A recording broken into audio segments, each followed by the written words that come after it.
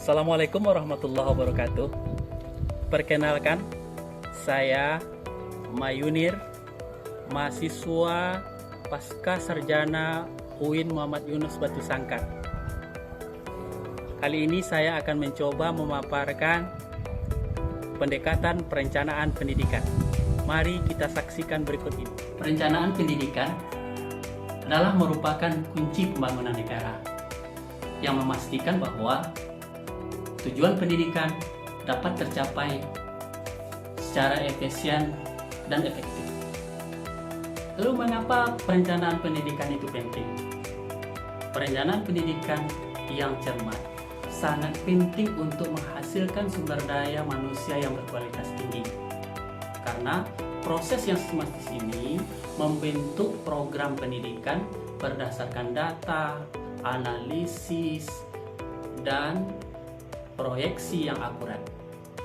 Sedangkan pemilihan metode yang tepat akan mempengaruhi kurikulum, manajemen institusi, dan strategi peningkatan kualitas pendidikan. Berikutnya, konsep dan tujuan perencanaan pendidikan. Pada konsep perencanaan pendidikan, sangat membutuhkan proses sistematis dalam penentuan tujuan, prosedur, dan alokasi sumber daya pendidikan. Menurut G. Paskaropoulos tahun 1985, ini adalah merupakan alat yang sangat penting untuk meningkatkan kualitas manusia. Sedangkan yang merupakan tujuan dari perencanaan pendidikan adalah 1. Menjamin akses yang adil, kemudian meningkatkan kualitas manusia, dan mengoptimalkan sumber daya manusia. Dan yang terakhir adalah untuk menjawab tantangan global.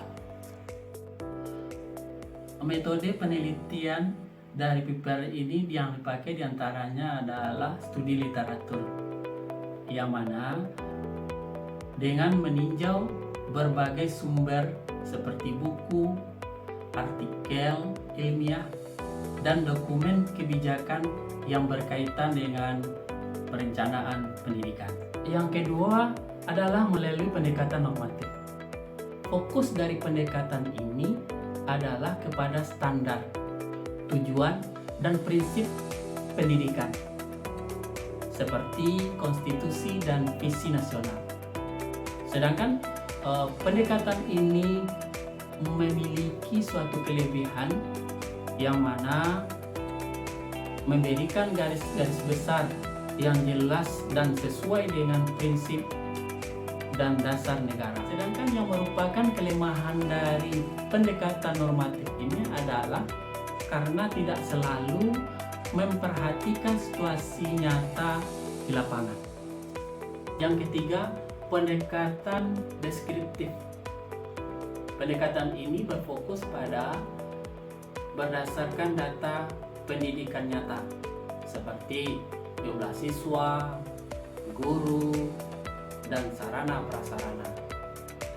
Sedangkan kelebihannya adalah karena pendekatan deskriptif ini lebih realistis dan sesuai dengan keadaan faktual.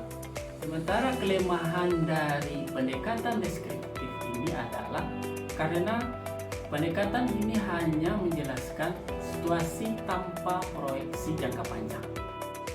Yang keempat adalah dengan menggunakan pendekatan kuantitatif. Fokus dari pendekatan ini adalah menggunakan data statistik untuk memproyeksikan angka partisipasi, kebutuhan guru, dan biaya.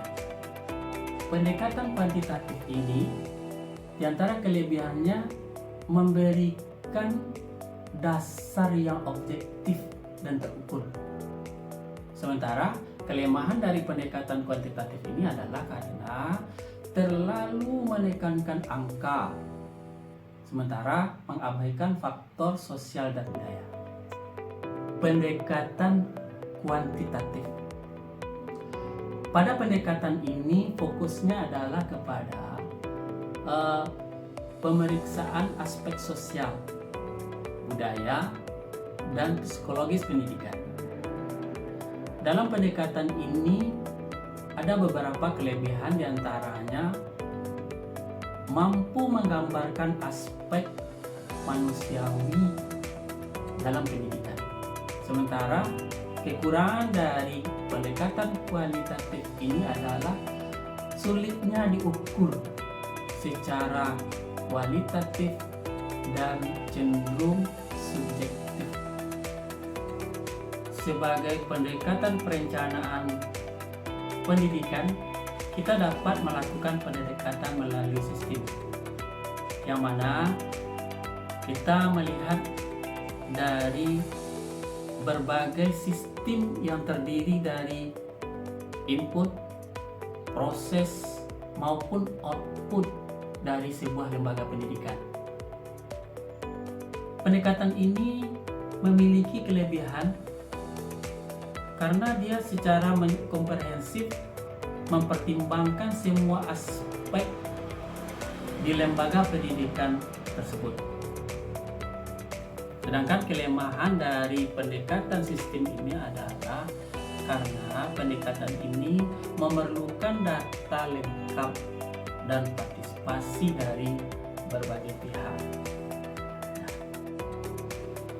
Nah, dari pemaparan tadi dapat kita simpulkan bahwa untuk melakukan pendekatan perencanaan pendidikan yang optimal dapat dilakukan secara terintegrasi dengan berbagai pendekatan. Di antaranya pendekatan literatur, deskriptif, kualitatif, kuantitatif, dan sistem. Karena dari berbagai pendekatan tersebut memiliki keunikan masing-masingnya. Maka untuk mendapatkan perencanaan yang komprehensif, realistis, dan aplikatif, perlu penggabungan dari berbagai pendekatan tersebut untuk mendapatkan perencanaan kualitas pendidikan dalam menghadapi tantangan global. Demikianlah pemaparan dari materi pendekatan perencanaan dalam pendidikan kali ini saya sampaikan. Saya Mayunir, mohon maaf dari segala kekhilafan dan salah ucap. Billahi taufiq wal hidayah. Assalamualaikum warahmatullahi wabarakatuh.